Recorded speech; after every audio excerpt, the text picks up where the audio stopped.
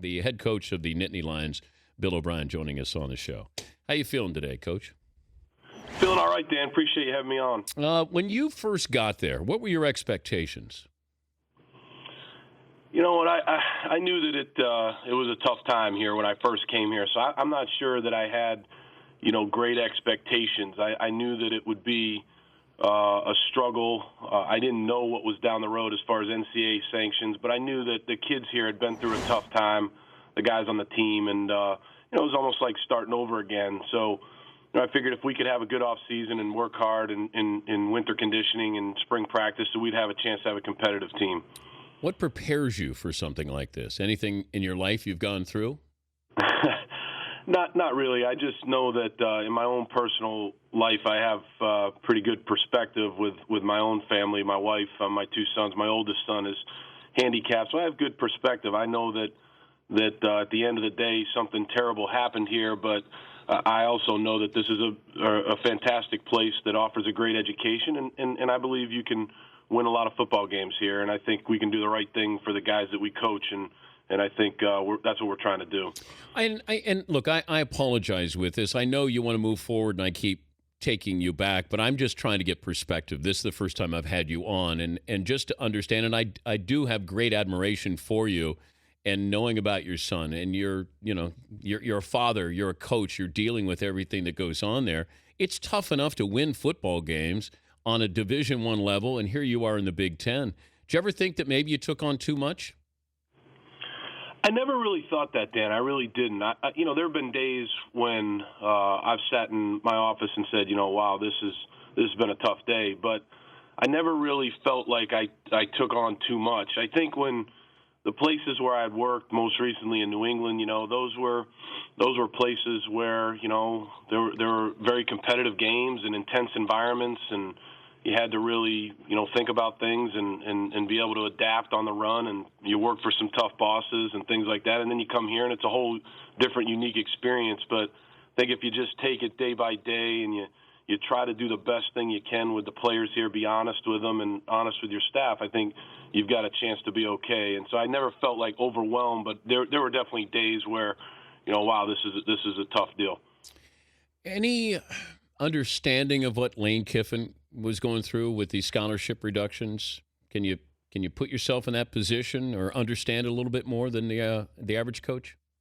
Oh, no question about it. I mean, I think when the last 2 years, last year, Dan, we had, I think it was 71 kids on scholarship. You're allowed 85. We had 71 because we had transfers, and we never really got back to that 80, amount. And then this year, right now, we have 61 guys on scholarship, 40 walk-ons. So, it becomes difficult to go and practice exactly the way you want to practice and things that you've grown up in coaching, believing. You just have to be careful with how you do it because you have to have your best players healthy on game day. So I certainly understand Southern Cal. I understand, Michigan State when Nick Saban was there and they had sanctions. Things like that. Those are tough situations that you have to really plan for and strategize and do the best job you can to get your team healthy on Saturday.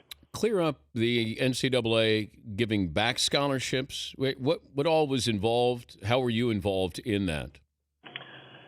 I was involved in the fact that I would basically give numerical projections to where this program would be on a scholarship basis moving forward. So, for instance, I would basically do charts that said, okay, look, here's where we are right now. Here's where we'll be in 2015, 16, 17, 18. And I think people had to understand, in my opinion, that was really a 6-year sanction, not a 4-year sanction. The bowl ban is a 4-year bowl ban, but the sanctions, we weren't getting down to 65 until 2014, and we were basically already there in 2012. So I was just trying to point that out numbers-wise. I realize what happened here was a horrible thing.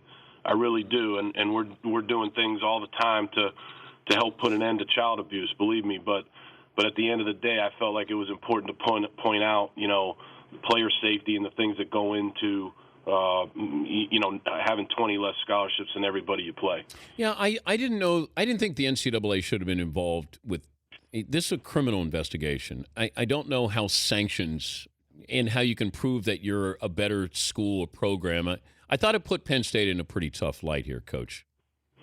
Well, I think that's probably more of a question for the NCAA. I was a college assistant coach for 14 years. Then I went to New England, and I hadn't been back in college for about 5 years, and so I'm still trying to learn all the NCAA rules and things like that. I think at the end of the day, they felt like that was part of their job description was to make sure that they got involved with us. And look, we here at Penn State, our administration.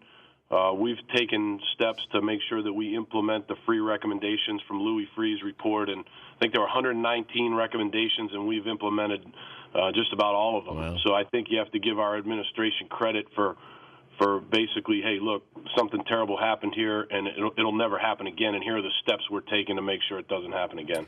The state of college football and who you recruit, that we see spread offenses, these read offenses, Johnny Manziel. I mean, you're an offensive guy, being the offensive coordinator with the Patriots. You come in and look at what is offense in college football now. What do you think it's going to be in the next couple of years?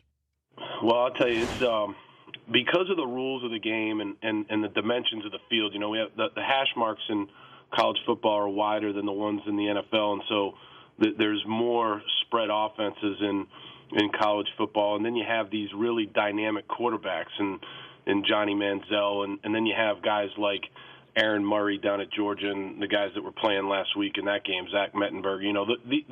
There's two distinct philosophies, I think, and we have more of a pro-style offense right here. We have a really good freshman quarterback, Christian Hackenberg, that we think is going to be really good, and then there's the philosophy of Johnny Manziel and Kevin Sumlin, which who can argue with that? It's an incredible offense and the guy that can move around and the pocket moves a lot and he makes plays on his own. And so I think there's two philosophies there, and we fall into the category of more of a pro-style offense here.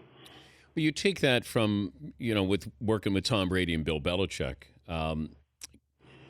Can you have that style? We see Peyton Manning and what he's doing in the NFL. I view the read option as soon as I get to hit the quarterback, that changes the read option.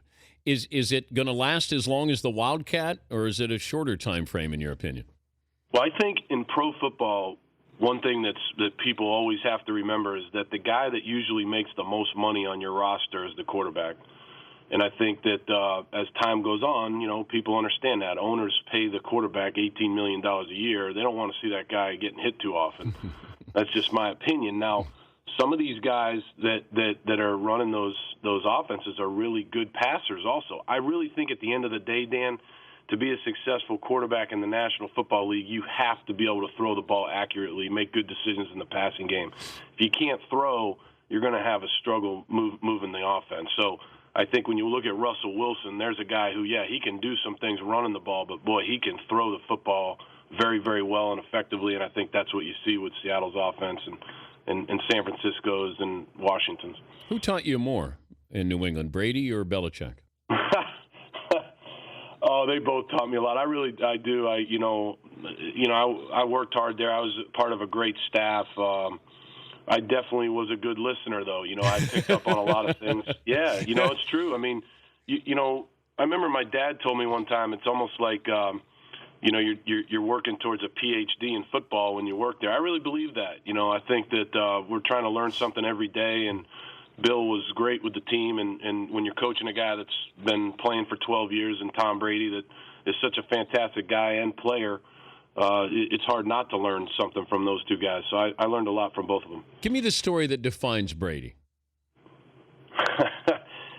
I don't know. I don't know if one story defines him. I can give you many examples of his competitiveness. First one out to practice. It's funny. I was telling the young quarterbacks here the other day, right away at practice in New England, the very first thing you do is what we call on the line, which is the quarterback center exchange. And I can remember every single day when Tom came out to practice that when the quarterback center exchange started to take place, which was right at the beginning, it was almost like everybody was watching what was going on over there because of the way that he would bark the cadence, and just obviously he was the leader of that team. And I think he took charge. He was truly a field general, and I think that's what young quarterbacks have to understand early on. Look, you're the guy that is the leader of the team, and so I think just that type of that type of command is what we're trying to get out of our young quarterback. Yeah, but he's a Michigan guy. How much does he really want you to succeed at Penn State there, Bill? Well, he spoke to the Michigan team a few weeks ago, and I texted him. I said, You spoke to the Michigan team. Are you going to come speak to the Penn State team? He told me, I'll do anything for you. And I said, yeah, right. You're going to speak to us before we play Michigan? I don't think so. And he laughed. So, I think he loves Michigan, and I have great respect for Michigan and Brady Hoke. Brady and I have become good friends, and I respect what they do. And Tom loves Michigan, so I don't think he'll be rooting for us when we play them next week. Well, it's a great story so far, and many, many more years there, Bill. Next game, Indiana, coming up. Thanks for joining us, and good luck the rest of the season. Thanks, Dan. I appreciate it. All right, and it's Bill O'Brien. The Dan Patrick Show, weekday mornings on Audience.